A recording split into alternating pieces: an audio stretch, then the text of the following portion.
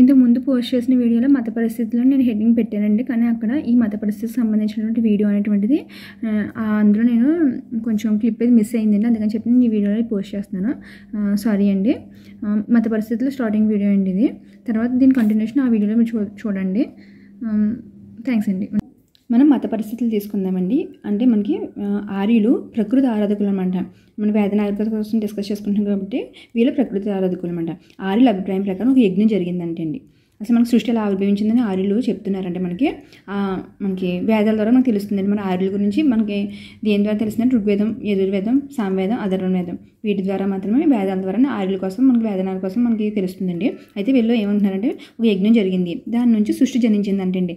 అయితే సృష్టి నుంచి జనించింది జ్యూస్ లేదా చూస్ అని అంటున్నారు. చెప్పాను కదా చిన్న చిన్న మైనర్ మిస్టేక్స్ ఉంటుందని.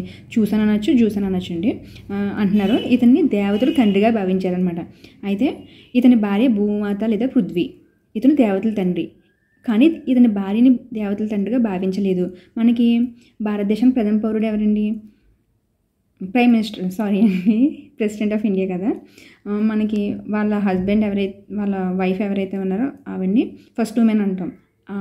మనకి ఎవరైతే ప్రెసిడెంట్ ఉన్నారో అతన్ని ఫస్ట్ అదండి ప్రథమ పౌరుడు అంటారు కదండి. First man of India, first women of India. మనం కన్సిడర్ చేసినప్పుడు ప్రెసిడెంట్ ఉంటే వాళ్ళ వైఫ్ను కన్సిడర్ చేస్తామండి. కానీ ఇక్కడ ఏం చేశారు? సో ఇక్కడ దేవతల తండ్రిగా ఇతను భావించారు కాబట్టి ఇతని భార్యని భూమాత లేదా పృథ్వీ. ఈవిని భావించలేదు దేవతల తండ్రిగా. అతిథి అనే ఆవిడని దేవతల తల్లిగా భావించారు. అంటే ఇవి ఒక స్త్రీ దేవత అనమాట. సో ఈమె భర్త కశ్యపుని అనమాట. నెక్స్ట్ అంటే సృష్టి 3 మండలాలుగా విభజించారు అనమాట. మనకి వేదనార్కతలు ఏమైందంటే సృష్టిని 3 మండలాలు విభజించారు.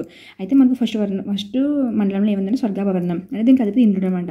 ఇంద్రుడు గ్రీక్ దేవత జూన్ పోలి ఉంటారంటే అండి. ప్రధాన దేవుడు ఇంద్రుడు అనేటువంటి వాడు ఆర్యులకి ప్రధాన దేవుడు. ఇతనే నెక్స్ట్ ఋగ్వేదం యొక్క మనకి ఋగ్వేదంలో 10 మండలాలు ఉన్నాయి. మనకి 10వ మండలంలో 1020 శ్లోకాలు ఉన్నాయండి. వీటిలో 250 అండి శ్లోకాలు కేవలం ఇంద్రుని గురించి ఉంటాయన్నమాట మనకి. నెక్స్ట్ అంటే అంతరిక్ష వర్ణం, కాస్మిక్ స్పీర్ అంటారు. అయితే మేఘాలు ఉంటాయి ఇందులో. అధిపతి మనకి అంతరిక్ష వర్ణానికి వరుణుడు లేదా వానదేవుడు అంటారు.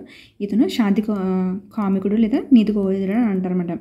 మనకి వర్షం కురిస్తే శాంతించినట్టుగా అలా భావించి మనకి చల్లగా ఉంటారంటారు కదా వర్షం పడితే. సో అందుకని చెప్పి వాళ్ళు శాంతి కామికుడు, నీతి కోవిదుడు అని అంటారు. భూ ఆవరణం అండి. 3 మండలాలు కదా. సో మనం భూ ఆవరణం మూడోది. దీన్ని టెలిస్ట్రియల్ స్పీర్ అని అంటారు. దీనికి అగ్ని అధిపతి. ఋగ్వేదంలో 1028 శ్లోకాలు ఉన్నాయని, మొత్తం 10 మండలాలు ఉన్నాయి. మనం ఇంతకు ముందు కూడా సింధు నాగరికతలో ఋగ్వేదం టాపిక్ వచ్చి మనం డిస్కస్ చేసుకున్నాం కొన్ని కాన్సెప్ట్స్లో. సో మనకు 1028 శ్లోకాలు ఉంటాయి. అందులో 200 శ్లోకాలు అగ్ని గురించి చెప్పారన్నమాట. నెక్స్ట్ హతాశనుడు అని అంటారు లేదా హవివాహనుడు అని అంటారు. అంటే అగ్ని అనమాట. అగ్ని మరొక పేర్లు ఇవి. అయితే అగ్ని ఎలా ట్రీట్ చేసేవారు అంటే ప్రజలకు అలాగే దేవతలకు సంధానకర్త అని చెప్పి భావించేవారు. అంటే మనం యజ్ఞయాగాలు చేసినప్పుడు అందులో మనం వేసేటువంటి ఉంటాయి కదండి, అవన్నీ కూడా వస్తువులన్నీ కూడా మనం అగ్నిదేవుడికి ఇచ్చేటువంటి గిఫ్ట్లుగా భావించేవారు అనమాట. అగ్నిదేవుడు ఆ గిఫ్ట్లను తీసుకుని ఆ దేవతలకు అందిస్తాడని చెప్పేసి అలా అతని సంధానకర్తగా భావించారన్నమాట. ఇప్పుడు మనకి ఏమంటారండి, దేవుడికి భక్తులకి మధ్య సంధానకర్త ఎలా అయితే పూజారి గారు అని అంటారు కదా, అలాగే అక్కడ అగ్నిని అలాగే ట్రీట్ చేశారనమాట. అప్పుడు నెక్స్ట్ ఆర్యుల దేవతలు అంటే జ్యూస్ లేదా చూస్ అని అనొచ్చు. ఈ పృథ్వీ లేదా భూమాత ఇతని భార్య. అతిథి యొక్క భర్త కశ్యపుని. దేవతల తండ్రి కదండి. ఇంద్రుడు, వరుణుడు, రుద్రుడు. ఇంకోటి ఇక్కడ ఒక బిట్ ఏంటంటే అండి, రుద్రుడు సింధు ప్రజలకు పురుషదేవుడు కదండి. రుద్రుడు మనం అక్కడ డిస్కస్ చేస్తాం కదా, మన పశుపతి లేదా రుద్రుడు అని అన్నాం కదా.